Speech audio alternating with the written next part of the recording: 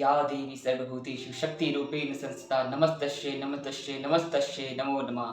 आप सभी भक्तों को शारदीय नवरात्रि के दूसरे दिन की बहुत बहुत शुभकामनाएं मेरे प्यारे भक्तों।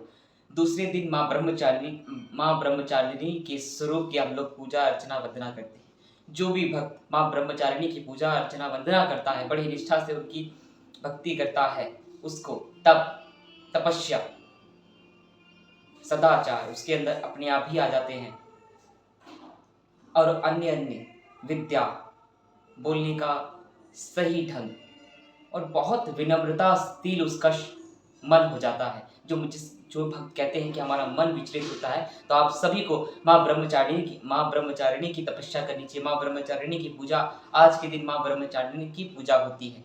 आप लोग बड़ी निष्ठा से पूजा करें। मेरे प्यारे भक्तों, मैंने आप सभी से कहा था कि नवरात्रि के 9 दिन मैं आप सभी को कुछ ना कुछ एक ऐसी टिप दूंगा जिससे आप अपने जीवन को सार्थक बना सको। माँ से हम लोग क्या सीखें, माँ हमें क्या बताना चाहते हैं, हमारे देवी देवता हमें क्या बताना चाहते हैं। आज माँ दुर्गा के दूसरे स्वरूप माँ ब्रह्मचारिणी, इनकी एक छोटी सी कथा है। कथा के बाद मैं आपको अंत में बताऊंगा कि हम इनसे क्या अर्जित कर सकते हैं। मेरे प्यारे भक्तों, माँ ब्रह्मचारिणी की एक बहुत विशेष कथा है। राजा हिमालय की पुत्री माँ पार्वती ने घोर तपस्या की। नारद जी के कहने के अनुसार भगवान शिव को पति रूप में पाने के लिए माता पार्वती ने घोर तपस्या, आज तक ऐसी तपस्या किसी ने ना करी है, ना कोई कर पाएगा। 1000 वर्षों तक माता पार्वती ने फल फूल खाकर बिताए। 100 वर्षों तक माँ बाहर रही, शैया जमीन पर लेटी, घास के बिस्तर पर सोई माँ 100 वर्षों तक। फिर 10,000 वर्षों तक माता ने सिर्फ बेलपत्र खाए, सिर्फ टूटे हुए बेलपत्र एक टाइम पे खाते थे। उसके बाद फिर माता ने और घोर तपस्या की कि माँ धूप हो, बारिश हो, सर्दी गर्मी कुछ भी हो, माँ बाहर ही बैठी रहती थी और तपस्या करती रहती थी, ध्यान में लीन। और उसके बाद माता ने जब कुछ समय और बीता तो खूब और कई हजारों वर्षों तक माँ ने फिर अन्न जल भी त्याग दिया। निर्जला, एकदम निर्जला। माँ का शरीर पर एकदम अलग सही हो गया था, शरीर सिकुड़ गया था, पूरी तरह से शरीर गलने की स्थिति में आ गया था, इतनी घोर तपस्या की थी। तब भगवान भोलेनाथ की समाधि टूटी। भगवान भोलेनाथ प्रसन्न हुए और कहा कि देवी, मैं तुम्हारी तपस्या से प्रसन्न हूँ और अब तुम ही मेरी पत्नी रूप में, मेरी अर्धांगिनी तुम ही बनोगी।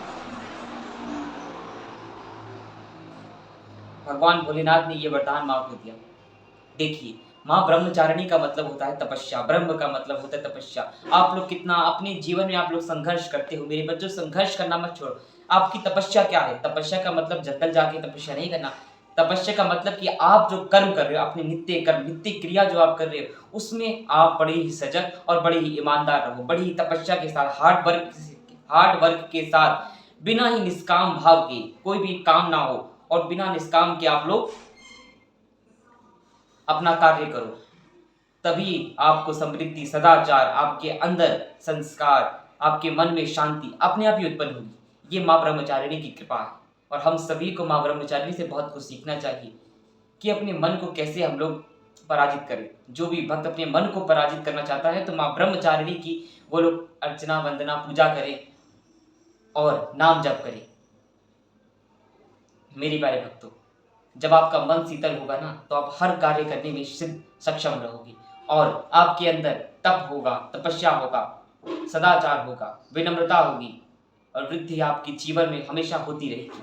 यही माँ ब्रह्मचारिणी हमें बताना चाहती है कि अपने जीवन में तपस्या करो, अपने जीवन को तपाओ, तभी आप निखर के आओगे। सोना जब तपता है तभी वो निखर के आता है। और इसी प्रकार जब हीरे को तराशा जाता है, बहुत छेनी और हथौड़े से बड़ी तरह अच्छे से नकाशा जाता है, तब एक पत्थर मूर्त का रूप लेती है छेनी हथौड़े की मार से। उसी प्रकार हीरा भी बहुत तराशने के बाद छोटा सा हीरा बचता है जिसकी कीमत बहुमूल्य हो जाती है। उसी प्रकार मेरे प्यारे बच्चों, ये जीवन है संघर्ष के लिए, तपस्या के लिए। भगवान की तपस्या भगवान और अपने नित्य कर्म करो और भगवान का नाम हमेशा स्मरण रखो। आप सभी भक्तों को राधे राधे। इसी प्रकार मैं आप सभी को माँ के स्वरूप के बारे में वर्णन करता रहूंगा। तो आप सभी मेरे प्यारे बच्चों, इस वीडियो को शेयर करना ना भूलें। अपने भाइयों, बंधु, बहन, भाई, अपने परिवार सभी को पहुंचाइए जिससे वो भी सीख सके। और चैनल को सब्सक्राइब कर लेना अगर आप नए हो ऐसी ही मोटिवेशनल वीडियो अध्यात्म से जुड़ने के लिए, सनातन को और आगे बढ़ाने के लिए आप लोग सत्य यूनिटी संघ की इस मुहिम में जुड़ सकते हो, अपनी इस दास का साथ दे सकते हो। हरे कृष्णा, हरि बोल।